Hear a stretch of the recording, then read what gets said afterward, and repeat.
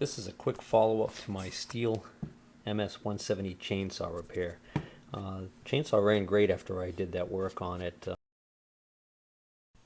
Okay, I've removed the diaphragm and that looks fairly clean in there, but I can see right down in there that's already looking like it's got some nasties in it.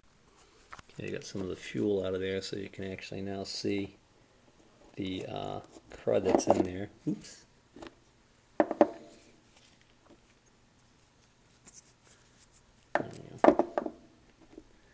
Trying to hold the camera and dig this stuff out at the same time. You can see it's actually just big chunks of nasty crap in there. And that's right on the fuel inlet side. So you can imagine that's a big part of the problem. But it only lasted a short while, one day of cutting, and then it started acting up again. And it was giving me the same symptoms. And so what I decided to do is to take it apart again, and one of the things I found was the little screen in the carburetor was partially clogged again. And I think the problem there is that this fuel filter is no longer doing its job. And also I think fuel might be leaking past the filter because this hose assembly, which you can see this little grommet here is what goes in the tank.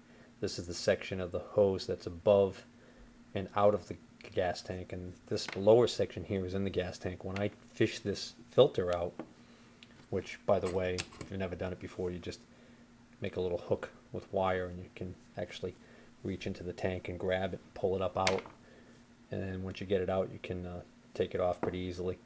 In this case here I was taking the whole line out anyways, but point is when I took it out of the tank it doesn't look too bad now, but this whole hose right here was mushy. It was almost like gum, and the reason why that happens is the new ethylene type of additives in the gasoline. They really do a number on this. You can actually see if I pull this, you can actually see it gets kind of almost like stretches out and flattens out. And what can happen here is if you've got a restriction at the end here caused by the filter, the hose will actually start to cave in on itself and block the fuel flow and cause it to starve. So I took the whole tank out, cleaned it, got that here, cleaned it all up nice.